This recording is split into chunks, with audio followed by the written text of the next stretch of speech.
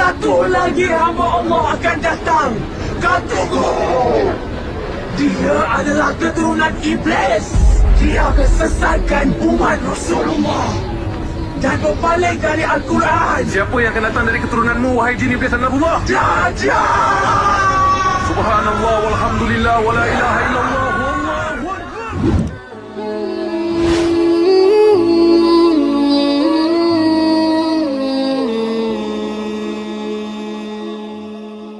Fakta sejarah menyebutkan bahwa Dajjal adalah manusia biasa dari keturunan Yahudi. Kelebihannya, Dajjal ditangguhkan kematian seperti halnya Nabi Isa alaihissalam atau iblis hingga menjelang kiamat kelak. Dajjal memiliki ayah yang tinggi dan gemuk, hidungnya seperti paruh burung, sedangkan ibunya adalah seorang perempuan gemuk dan banyak dagingnya. Menurut Imam Al-Barjanji mengatakan bahwa asal keturunan bapaknya ialah seorang dukun Yahudi yang dikenal sebagai Syak, manakala ibunya adalah seorang bangsa jin. Ia hidup di masa Nabi Sulaiman alaihissalam dan mempunyai hubungan dengan makhluk halus. Lalu oleh Nabi Sulaiman ia akhirnya ditangkap dan dimasukkan ke dalam penjara. Bagaimanapun kehidupan dan kelahiran masa kecil Dajjal tidak banyak orang yang tahu. Secara fisik, Dajjal sesuai hadis Hurairah radhiyallahu an berkata, Rasulullah SAW bersabda, Dajjal ialah orang yang buta matanya sebelah kiri, lebat rambutnya, serta dia mempunyai surga dan neraka. Nerakanya itu merupakan surga dan surganya pula ialah neraka. Hadis Sahih Muslim. Ada beberapa ciri perawakan Dajjal yang disebut dalam hadis Rasulullah SAW. Seseorang yang kelihatannya masih muda, berbadan besar dan agak kemerah-merahan, rambutnya keriting dan tebal, kelihatan dari belakang seolah-olah dan kayu yang rimbun. Ada dua tanda yang paling terlihat dari perwujudan Dajjal.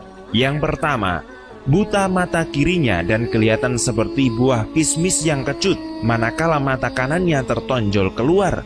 Kehijau-hijauan berkedip-kedip laksana bintang, jadi kedua matanya adalah cacat. Dan tanda kedua, tertulis di dahinya kafir atau kafaro. Tulisan ini dapat dibaca oleh setiap orang muslim. Seperti hadis riwayat At-Tabrani, dua tanda ini menjelma dalam diri Dajjal setelah ia mengaku sebagai Tuhan. Adapun sebelum itu, kedua tanda yang terakhir ini belum ada pada dirinya.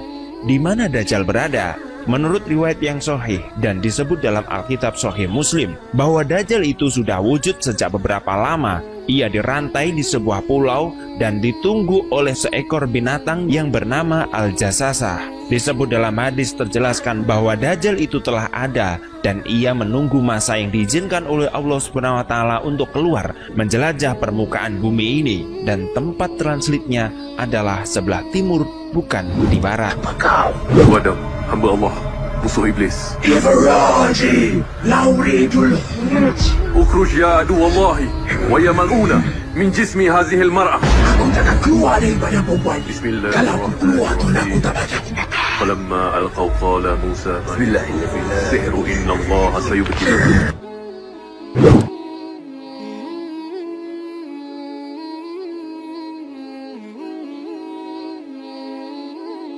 Berapa umur Dajjal? Dajjal akan hidup setelah ia memulai pertualangannya selama 40 hari saja. Namun, hari pertama adalah sama dengan setahun, dan hari kedua sama dengan sebulan, dan ketiga sama dengan 1 minggu, dan hari berikutnya sama seperti hari-hari biasanya. Jadi, keseluruhan umur Dajjal membuat fitnah dan kerusakan di muka bumi adalah 14 bulan dan 14 hari. Dalam hadis riwayat Muslim, kami bertanya, wahai Rasulullah, berapa lamakah ia akan tinggal di muka bumi? Nabi SAW bersabda, ia akan tinggal selama 40 hari. Hari yang pertama seperti setahun, dan hari berikutnya seperti sebulan, dan hari ketiga seperti seminggu. Kemudian hari yang masih tinggal lagi, yaitu 37 hari adalah sama seperti hari kamu yang biasa.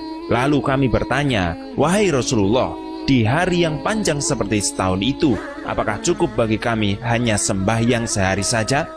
Nabi SAW bersabda, tidak cukup, kamu harus menerka hari itu dengan menentukan kadar yang bersesuaian bagi setiap sembahyang.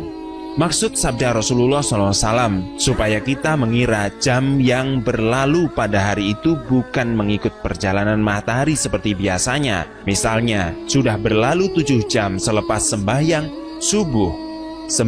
subuh pada hari itu, maka masuklah waktu sembahyang zuhur, maka hendaklah kita bersembahyang zuhur. Dan apabila ia telah bersembahyang selepas sembahyang zuhur itu 3 jam setelah misalnya, maka masuklah waktu asar, maka wajib kita bersembahyang asar. Begitulah seharusnya waktu sembahyang maghrib, isya dan subuh seterusnya hingga habis hari yang panjang itu. Panjangnya dengan masa 1 tahun, dan bilangan sembahyang pun pada sehari itu sebanyak bilangan sembahyang setahun yang kita lakukan. Begitu juga pada hari kedua dan ketiga. Fitnah Dajjal.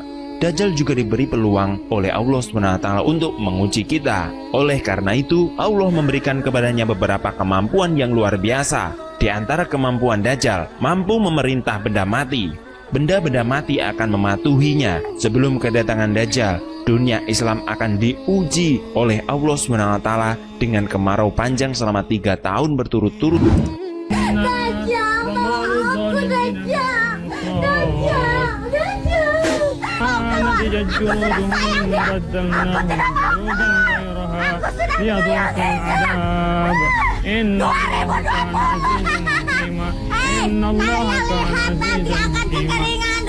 Innalladzina kafaru biayatina sawfa nuslihim nara kullama nadijat juluduhum baddalnahum juludan ghairaha liyadhuqul. Pada tahun pertama, hujan akan kurang 1/3 dari biasa, dan pada tahun kedua akan kurang 2/3 dari biasa, dan tahun ketiga hujan tidak akan turun. Umat akan dilanda kelaparan dan kekeringan. Di saat itulah Dajjal akan muncul membawa ujian. Maka daerah mana yang percaya Dajjal itu Tuhan, ia akan berkata pada awan, hujanlah kamu di daerah ini. Lalu hujan pun turun dan bumi menjadi subur. Begitu juga ekonomi, perdagangan akan menjadi makmur dan stabil, terutama pada manusia yang bersekutu dengan Dajjal. Manakala penduduk yang tidak mau bersekutu, mereka akan tetap berada dalam kesusahan. Dan menurut pemuja Dajjal akan memiliki segunung roti makanan, sedangkan manusia yang tidak percaya dengan Dajjal berada dalam kelaparan. Para sahabat Rasulullah SAW bertanya, jadi apa yang dimakan oleh orang-orang Islam yang beriman pada hari itu, wahai Rasulullah? Nabi SAW menjawab, mereka akan merasa kenyang dengan bertahlil, bertakbir, bertasmih, bertasbih, dan bertaubat. Jadi zikir-zikir itu yang akan menggantikan makanannya. Hadis riwayat Ibnu Majah. Ibarat surga dan neraka, di antara ujian Dajjal lainnya ialah bersama dengannya seumpama surga dan neraka, dan juga sungai air dan sungai api. Dajjal akan menggunakan kedua-duanya untuk menguji iman orang Islam, karena hakikat yang benar adalah kebalikan dari apa yang terlihat. Apa yang dikatakan surga itu sebenarnya neraka, dan apa yang dikatakan neraka itu adalah surga. Syaitan ikut membantunya, akan bersukaria membantu Dajjal. Bagi setan, inilah masa yang terbaik untuk menyesatkan lebih banyak lagi anak cucu Adam. Semoga kita selalu mendapatkan lindungan dari Allah SWT atas fitnah Dajjal. Terima kasih.